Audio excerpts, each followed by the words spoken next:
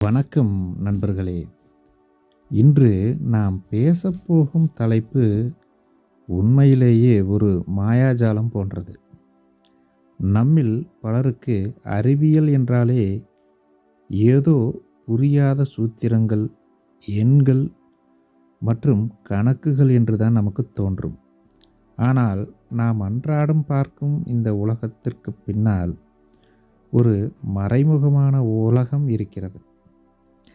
அந்த உலகத்தைத்தான் அறிவியலாளர்கள் quantum mechanics அல்லது குவாண்டம் இயற்பியல் என்று சொல்கிறார்கள். இந்த வீடியோவை நீங்கள் முழுமையாக பார்த்து முடிக்கும்போது நீங்கள் இதுவரை இந்த உலகம் அப்படியே தலைகீழாக மாறப்போகிறது. இந்த நிமிடம் வரை நீங்கள் எதையெல்லாம் உண்மை என்று நம்பினீர்களோ அதெல்லாம் ஒரு மாயை என்று கூட உங்களுக்கு தோன்றும். குவாண்டம் இயற்பியல் என்பது ஏதோ விஞ்ஞானிகள் மட்டும் ஆய்வகங்களில் பேசக்கூடிய ஒரு விஷயம் அல்ல. அது உங்களை, என்னை மற்றும் நம்மை சுற்றியுள்ள இந்த பிரபஞ்சத்தை இயக்கும் ஒரு மிகப்பெரிய அடிப்படையான விசை. ஆரம்பத்திலேயே ஒரு சின்ன விஷயத்தை நான் சொல்லிவிடுகிறேன். உலக புகழ்பெற்ற விஞ்ஞானி ரிச்சர்ட் ஃபெய்ன்மேன் ஒரு முறை என்ன சொன்னார் தெரியுமா? யாருக்காவது குவாண்டம் இயற்பியல் முழுவதுமாக புரிந்துவிட்டது என்று சொன்னால் அவர்களுக்கு அது புரியவே இல்லை என்றுதான் அர்த்தம் என்கிறார் அவர். அந்த அளவிற்கு இது ஒரு விசித்திரமான தர்க்கத்திற்கு அப்பாற்பட்ட ஒரு களம். அதனால் ஐயோ எனக்கு இது புரியவில்லையே என்று கவலைப்படாமல் ஒரு சுவாரஸ்யமான கதையை கேட்பது போல இதை கேட்டுக்கொள்ளுங்கள். நாம் வாழும் இந்த பிரபஞ்சம் நாம் நினைப்பது போல அத்தனை எளிமையானது அல்ல. நாம் வழக்கமாக பார்க்கும் இந்த உலகத்திற்கு கிளாசிக்கல் பிசிக்ஸ் என்று பெயர். அதாவது ஒரு கல்லை நீங்கள் மேலே எறிந்தால் அது இவ்வளவு தூரம் போய் இவ்வளவு வேகத்தில் கீழே விழும் என்று நம்மால் மிக துல்லியமாக கணிக்க முடியும். இதில் எந்த ரகசியமும் இல்லை. ஒரு கார் சாலையில் ஓடுகிறது என்றால் அது ஒரு குறிப்பிட்ட நேரத்தில் எங்கே இருக்கும் என்று நம்மால் சொல்ல முடியும். ஆனால் இந்த பொருட்களை எல்லாம் உடைத்து அதன் உள்ளே இருக்கும் அணுக்களுக்குள் சென்றால் அங்கே நாம் தெரிந்த விதிகள் எதுவுமே வேலை செய்யாது. அங்கே விதிகள் எல்லாம் தலைகீழாக மாறுகின்றன. ஒரு மிகப்பெரிய கட்டிடத்தின் விதிகள் வேறு, அதை கட்ட பயன்படுத்தப்பட்ட சிறு செங்கல்லின் விதிகள் வேறு என்பது போலத்தான் இதுவும். இந்த குவாண்டம் உலகில் ஒரு பொருள் ஒரே நேரத்தில் இரண்டு இடங்களிலும் இருக்க முடியும். இதை அறிவியல் ரீதியாக சூப்பர் பொசிஷன் என்று சொல்வார்கள். ஒரு நிமிடம் கற்பனை செய்து பாருங்கள். நீங்கள் இப்போது உங்கள் வீட்டில் அமர்ந்து இந்த வீடியோவை பார்த்து கொண்டு இருக்கிறீர்கள். அதே சமயம் நீங்கள் வேறொரு நாட்டிலோ அல்லது விண்வெளியிலோ இருக்க முடியும் என்றால் எப்படி இருக்கும் உங்களுக்கு? அதுதான் குவாண்டம் உலகம். எப்படி இது சாத்தியம் என்று உங்கள் அறிவு கேட்கலாம். ஒரு நாணயத்தை நீங்கள் சுழற்றி விடும்போது அது கீழே விழும். நிற்கும் வரை தலை விழுமா அல்லது பூ விழுமா என்று உங்களால் உறுதியாக சொல்ல முடியாது. அந்த சுழலும் நிலையில் அது தலை மற்றும் பூ ஆகிய இரண்டு நிலைகளிலும் ஒரே நேரத்தில் இருப்பதாகவே குவாண்டம் அறிவியல் கருதுகிறது. இங்குதான் ஒரு மிக விசித்திரமான விஷயம் வருகிறது. இதைத்தான் அப்சர்வர் எக்ஸ்போர்ட் என்று சொல்வார்கள். அதாவது ஒரு நுண்துகள் நாம் அதை பார்க்காத வரை பல நிலைகளில் சுழன்று கொண்டிருக்கும். ஆனால் மனிதர்களாகிய நாம் அதை எப்போது உற்று பார்க்கிறோமோ அல்லது அதை அளக்க முயற்சிக்கிறோமோ அந்த வினாடியே அது ஒரு நிலைக்கு வந்து விடுகிறது.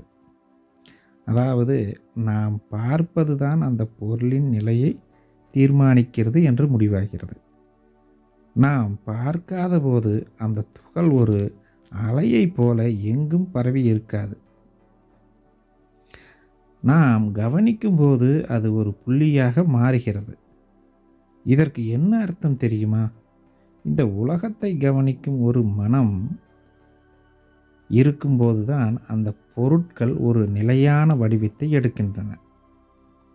இதனால்தான் பல ஆன்மீகவாதிகளும் நவீன விஞ்ஞானிகளும் ஒரு புள்ளியில் இணைகிறார்கள்.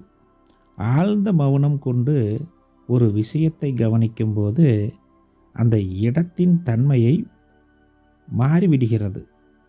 இந்த குவாண்டம் துகள்கள் நாம் கவனிக்கும்போது ஒரு மாதிரியாகவும் கவனிக்காத போது வேறு மாதிரியாகவும் செயல்படுகின்றன என்பது நிரூபிக்கப்பட்ட உண்மை.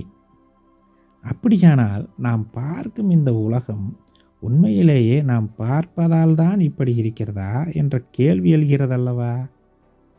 நாம் கண்களை மூடிக்கொண்டு முழுமையான மௌனம் காத்தால் இந்த பிரபஞ்சம் அதன் நிலையிலிருந்து மாறிவிடுமா என்ற குழப்பம் இருக்கிறதல்லவா?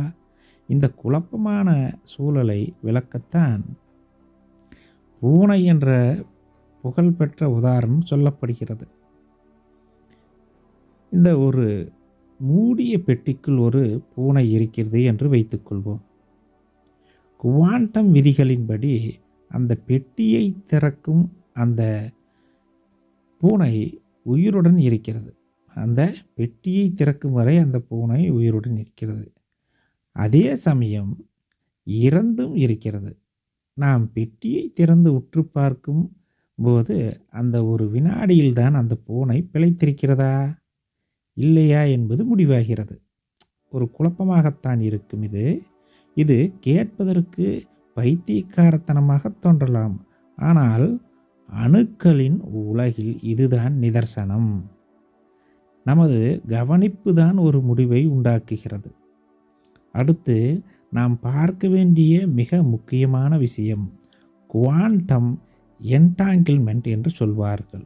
இதைத்தான் ஆல்பர்ட் ஐன்ஸ்டீன் அவர்கள் பயமுறுத்தும் தொலைதூரச் செயல் என்று சொன்னார். இரண்டு துகள்கள் ஒரு முறை ஒன்றுடன் ஒன்று பிணைக்கப்பட்டு விட்டால் அவை பிறகு பிரபஞ்சத்தின் கோடிக்கணக்கான கிலோமீட்டர் தூரத்தில் தள்ளி இருந்தாலும் ஒன்றில் நடக்கும் மாற்றம் அடுத்த கணமே மற்றொன்றிலும் எதிரொலிக்கும் என்று கூறுகிறார்.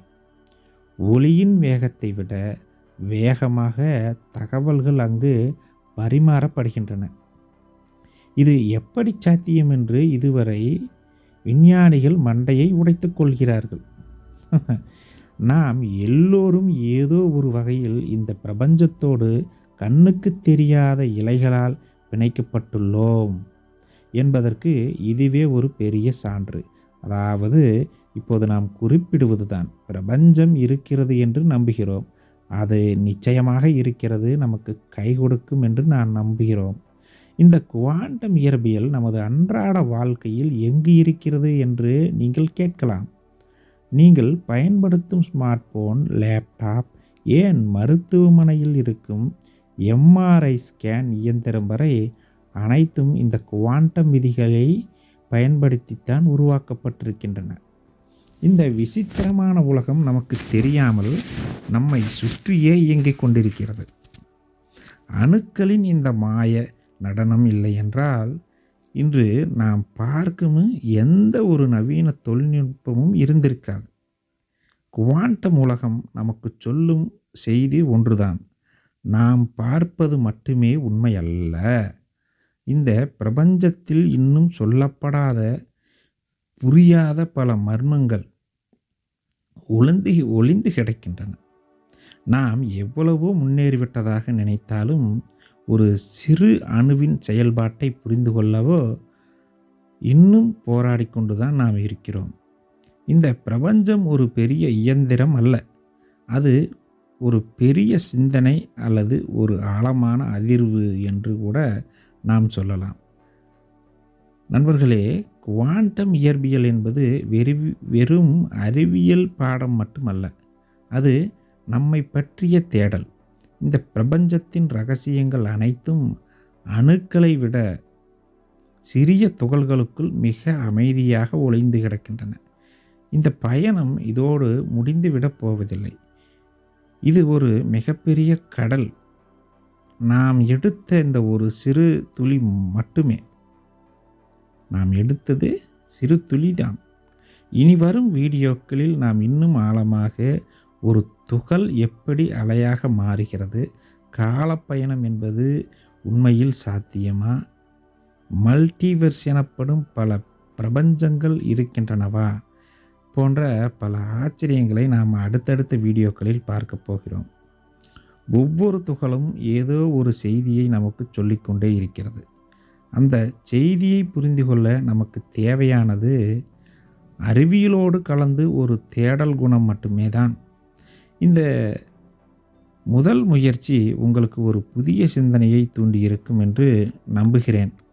அறிவியலை வெறும் பாடமாக பார்க்காமல் அதை ஒரு ரசனையாக பார்க்க தொடங்கினால்தான் இந்த உலகம் இன்னும் அழகாக தெரியும். இந்த முதல் அறிவியல் பயணத்தில் என்னோடு இணைந்தமைக்கு மிக்க நன்றி. உங்கள் ஒவ்வொருவருடைய கருத்துகளும் எனக்கு மிக முக்கியம். இந்த பிரபஞ்சத்தின் விசித்திரங்களை பற்றி உங்கள் மனதிற்கு தோன்றும் சந்தேகங்களை கீழே எனக்கு சொல்லுங்கள். நாம் இணைந்து விடையை தேடுவோம். அமைதி நிலவட்டும். அந்த ஆழ்ந்த மௌனம் உங்கள் அறிவின் கதவுகளை நிச்சயமாக திறக்கட்டும். அடுத்த வீடியோவில் நாம் சந்திப்போம். வணக்கம்.